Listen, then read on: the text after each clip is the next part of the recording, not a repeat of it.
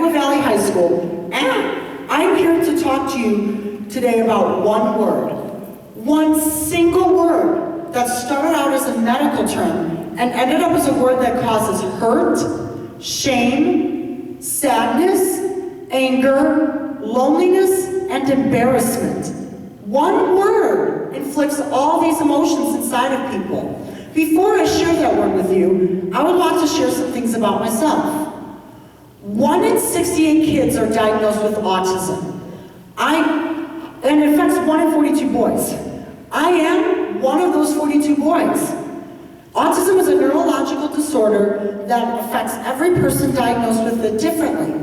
There is also no cure for autism. I was diagnosed with autism at the age of 6. Life with autism is a daily struggle. Life with autism is hard. Typical things that kids do are far from typical for me. I don't play video games, but stim or tap objects on my mouth. I do that because it helps me calm down, and it's a soothing mechanism. I listen to music like everyone else, but I do it differently. I rock back and forth and listen to the same line over and over again. And it drives my mom insane in the car. It does. She always tells me that I need to stop rocking back and forth because the whole van shakes and she says that we're going to crash. I wake up with anxiety and go to bed with it every night. I have major fears of fire alarms and squirrels. Going on walks or bike rides are challenging when I'm trying to dodge squirrels the whole time. I also get really scared when the fire alarm goes off. Going to my siblings' games are very hard for me because of the unexpected loud noises, and they frighten me. My high school experience got off to a very bad start. The beginning of freshman year was terrible. I went from 150 kids in my grade to about 1,000. I sat alone at lunch and had no friends. That's the thing with autism. It's very hard to make and keep friends since most people don't get me, and I also have a hard time starting conversations and staying engaged in them. I was so overwhelmed with my classes that I became severely depressed. I did not want to go to school.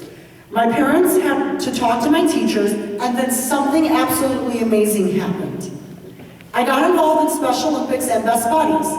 Through Best Buddies, I met someone who had become my very close friend. Josie is her name. She got me involved in things that were way outside my comfort zone, like going away to camp for the weekend, or going to loud dances at our school.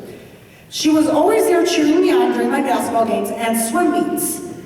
I made a bunch of new friends. I am happy. I know that this wouldn't be possible if it weren't for organizations such as Best Buddies and Special Olympics. When you 8th graders get to high school, I encourage all of you to think about getting involved in Best Buddies. Kids like you here today in the audience have dramatically changed my life.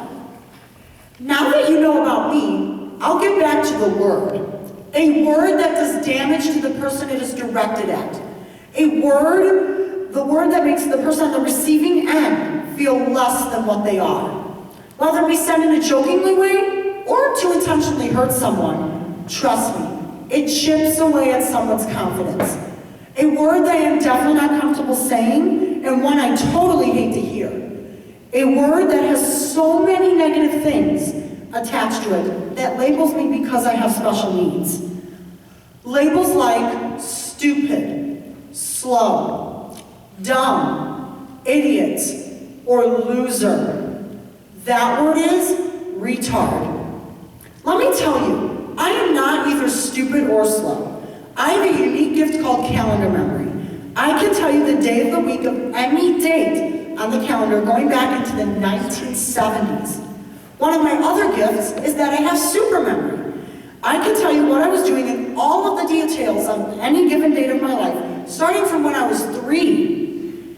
And the only place I'm really slow at is during a race because I really hate track. I have heard kids say the R word while walking through the halls of my school. Every time I hear it, I cringe. I cringe because that word hurts me, and it bothers me that others define me or my disability by a hateful word.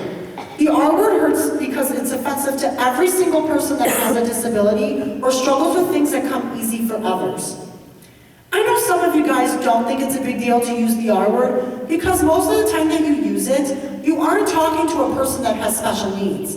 Saying things like, "You are so retarded," while joking to your friends may seem funny to you, but if I was walking by and I heard that, it would really hurt my feelings.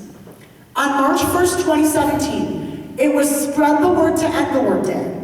This campaign started 7 years ago, and today, thousands of college campuses, high schools, middle and elementary schools have launched their own campaigns to end the word.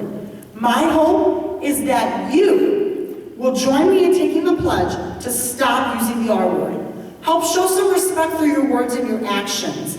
Educate someone who freely uses a word that discriminates against so many people like me. Timothy Shriver, the chairman of Special Olympics, said, "Everyone has a gift, and the world would be better off if we recognized it." I want to leave you guys with this. Just because someone has special needs, that doesn't mean that their gifts are any less than yours. We were all created by God in our own unique way, and I can tell you through first-hand experience that kindness and compassion can have a dramatic effect on someone's life. I'm proof of that. So be kind and be respectful, because that is what the world needs today.